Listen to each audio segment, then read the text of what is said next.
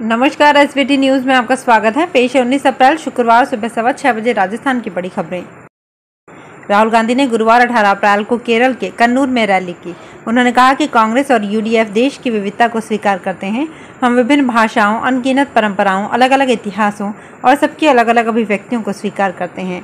भाजपा देश में एक इतिहास, एक राष्ट्र और एक भाषा को थोपना चाहती है। उदाहरण के लिए, अगर आप केरल से मलयालम को हटा दें तो एक माँ अपने बच्चे को इस महान भूमि का इतिहास कैसे समझाएगी। हम इसी की रक्षा कर रहे हैं। दिल्ली के मुख्यमंत्री अरविंद केजरीवाल पर प्रवर्तन निदेशालय ने गुरुवार 18 अप्रैल को बड़ा आरोप लगाया। ईडी ने रावजी वेन्यू कोर्ट में कहा कि वो तिहाड़ जेल में जानबूझकर मीठा खा रहे हैं ताकि इससे उनका शुगर लेवल बढ़ जाए और उन्हें मेडिकल के आधार पर जमानत मिल जाए। ईडी ने कहा कि केजरीवाल को टाइप 2 डायबिटीज है, लेकिन वो जेल में आलू पूरी और आम और मीठा खा रहे हैं। केजरीवाल शराब घोटाला मामले में तिहाड़ जेल में 18 दिन से बंद हैं। कोर्ट ने उन्हें घर का खाना खाने की अनुमति दी है। वहीं दिल्ली की मंत्री आतिशी ने कहा कि अरविंद केजरीवाल रोज 54 यूनिट इंसुलिन लेते हैं, उन्हें सीवियर डायबिटीज है। ईडी केजरीवाल का घर का खाना बंद करना चाहती है। राजस्थान में आज शुक्रवार को लोकसभा चुनाव के लिए वोटिंग होगी। इसे देखते हुए डीजीपी राजस्थान यूआर साहू ने प्रथम चरण की 12 सीटों पर सभी मतदाताओं से शांतिपूर्ण तरीके से अपने मताधिकार का प्रयोग करने की अपील की है। डीजीपी साहू ने बताया कि राजस्थान पुलिस द्वारा प्रथम चरण के लोकसभा निर्वाचन क्षेत्रों जयपुर शहर, जयपुर ग्रामीण, बीकानेर, श्रीगंगानगर, चूरू, नागौर, अलवर, झुंझुनू, सीकर, दौसा, भरतपुर और करौली, धौलपुर में भय मुक्त वातावरण में स्वतंत्र, निष्पक्ष और शांतिपूर्ण मतदान के लिए सुरक्षा के पुख्ता इंतजाम किए गए हैं। इन सभी निर्वाचन क्षेत्रों में शांति और कानून व्यवस्था बनाए रखने के लिए राजस्थान पुलिस के जवानों सहित केंद्रीय सशस्त्र बलों की कंपनियां और होम गार्ड्स के जवानों को तैनात किया गया है। राजस्थान में पहले चरण की 12 सीटों पर आज शुक्रवार को मतदान होगा। चुनाव प्रचार थमने तक प्रदेश में दोनों प्रमुख पार्टियों ने पूरा दम लगाया। इसमें बीजेपी आगे दिखी। पहले चरण के लिए बीजेपी की ओर से पीएम नरेंद्र मोदी सहित 6 केंद्रीय नेताओं के करीब 20 दौरे प्रदेश में हुए। वहीं कांग्रेस में राहुल गांधी सहित 4 केंद्रीय नेताओं के करीब 9 दौरे हुए। इनमें भी गांधी परिवार के 3 सदस्य शामिल हैं। बीजेपी की ओर से मोदी और शाह के सबसे ज्यादा 6 दौरे हुए। वहीं कांग्रेस की ओर से प्रियंका गांधी सबसे ज्यादा सक्रिय रहीं। उन्होंने देश में 4 दौरे किए। केंद्रीय नेताओं के अलावा प्रदेश स्तरीय नेताओं के दौरों में भी बीजेपी आगे दिखी। जालौर सिरोही लोकसभा सीट पर मैदान में उतरे अशोक गहलोत के बेटे वैभव गहलोत आजकल सुर्खियों में हैं। उनकी पत्नी सहित पूरा गहलोत परिवार चुनावी प्रचार में जुटा है। इस बीच जालौर सिरोही लोकसभा सीट से कांग्रेस उम्मीदवार वैभव गहलोत की पत्नी हिमांशी गहलोत ने अपने नए घर को लेकर कई रोचक बातें बताई। मीडिया रिपोर्ट्स के अनुसार एक चुनावी मीटिंग में हिमांशी गहलोत ने कहा कि मैंने कल ही अपने घर का गृह प्रवेश किया है, किचन चालू की है। मैं उनकी जीतने के बाद स्थायी तौर पर जालौर में रहूंगी ताकि लोग कभी भी मेरे घर का दरवाजा खटखटा सके। जब प्रत्याशी का घर उसी जिले में होता है तो इससे लोगों को अपनी बात रखने और पहचानने में आसानी होती है। इसलिए हमने फैसला किया है कि जीतने के बाद हम यहीं अपने नए घर में रहेंगे। जालौर सिरोही लोकसभा सीट के उम्मीदवारों की बात करें तो भाजपा प्रत्याशी लुम्बा राम चौधरी और कांग्रेस प्रत्याशी वैभव गहलोत के बीच मुकाबला है। गुजरात में गांधीनगर लोकसभा सीट से बीजेपी उम्मीदवार और केंद्रीय गृह मंत्री अमित शाह आज 19 अप्रैल को नामांकन फॉर्म भरने जा रहे हैं। इससे पहले आज गांधीनगर लोकसभा के अंतर्गत तालुकाओं में उनके 3 रोड शो हुए। पहला रोड शो साणंद में एपीएमसी सर्कल से शुरू होकर नल सरोवर चौक, दूसरा रोड शो कलोल में जेपी गेट से टावर तक हुआ। वहीं तीसरा रोड शो वेजलपुर के सरदार पटेल चौक से नारायणपुरा तक हुआ। इसके बाद शाह रात 8 बजे वेजलपुर में एक बड़ी जनसभा को संबोधित करेंगे।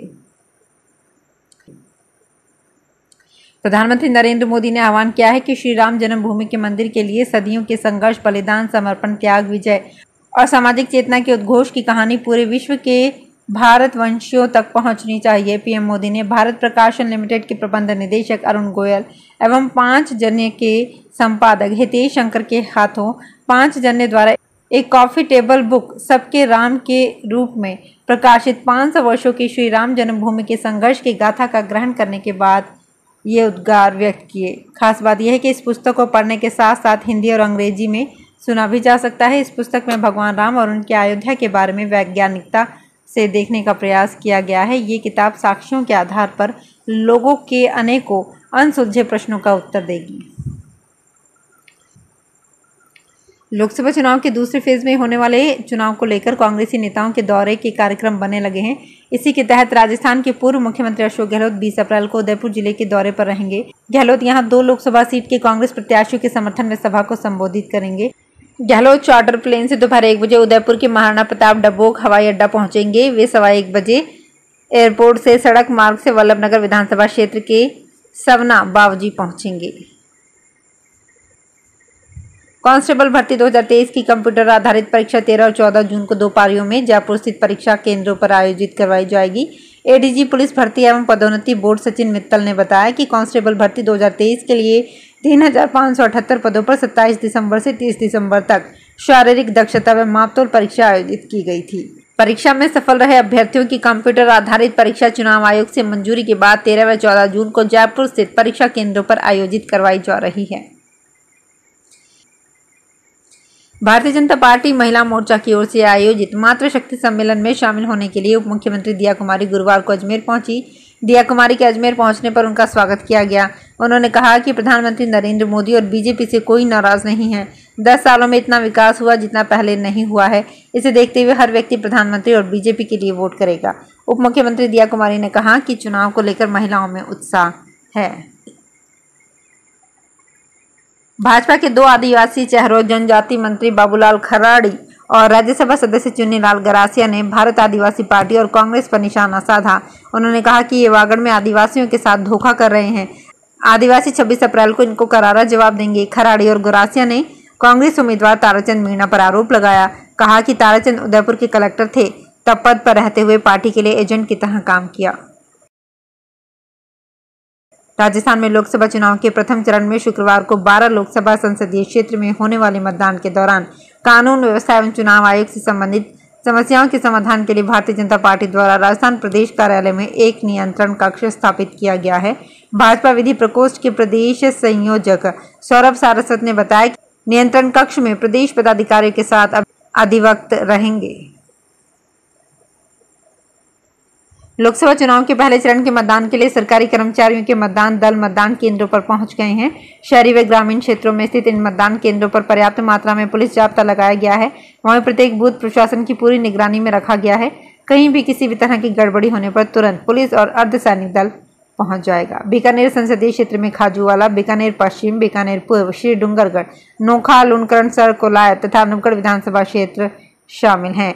इन 8 विधानसभा क्षेत्रों के लिए 1871 मूल मतदान केंद्र और 58 सहायता मतदान केंद्रों सहित कुल 1929 मतदान केंद्रों के लिए मतदान दलों को रवाना किया गया है। 19 अप्रैल को 21 राज्यों और केंद्र शासित प्रदेशों की 102 सीटों पर वोटिंग होगी। 2019 में इन सीटों पर सबसे ज्यादा भाजपा ने 44, डीएमके ने 24, कांग्रेस ने 15 सीटें जीती थी। अन्य को 23 सीटें मिली थी। चुनाव आयोग के मुताबिक इलेक्शन के पहले फेज में कुल 1625 कैंडिडेट्स मैदान में हैं। इनमें से 1491 पुरुष और 134 महिला उम्मीदवार हैं। इनमें महिलाएं केवल 8% हैं। एसोसिएशन फॉर डेमोक्रेटिक रिफॉर्म ने 1618 उम्मीदवारों के हलफनामे में दी गई जानकारी पर एक रिपोर्ट तैयार की। इनमें से 16% यानी 252 उम्मीदवार पर क्रिमिनल केस दर्ज है। वहीं 450 यानी 28% उम्मीदवार करोड़पति हैं। इनके पास 1 करोड़ या उससे ज्यादा की संपत्ति है। 10 ने अपनी संपत्ति शून्य बताई है, जबकि 3 के पास 300 से 500 रुपए की संपत्ति है। लोकसभा चुनाव के लिए झुंझुनू में मतदान होगा। इसके लिए पोलिंग पार्टियों की रवानगी शुरू हो गई है। मतदान प्रतिशत बढ़ाने के लिए विधानसभा चुनाव की तरह लोकसभा चुनाव में भी कई बदलाव किए गए हैं। महिलाएं, युवा और दिव्यांग बड़ी जिम्मेदारी दी गई है। 56 बूथों की कमान महिलाओं को सौंपी गई है। इन पर पूरी तरह से महिला कार्मिक होंगी। इन बूथों पर पीठासीन अधिकारी और मतदान अधिकारी सहित सभी कार्मिक महिलाएं ही होंगी। बूथों पर कानून और सुरक्षा व्यवस्था बनाए रखने के लिए भी अधिकांश सुरक्षाकर्मी महिलाएं ही होंगी। इसके अलावा 56 बूथ युवा व 7 बूथों की कमान दिव्यांग संभालेंगे। तो फिलहाल खास खबरों में इतना ही और ताज़ा खबरों की जानकारी के लिए देखते रहिए एसपीटी न्यूज़। धन्यवाद।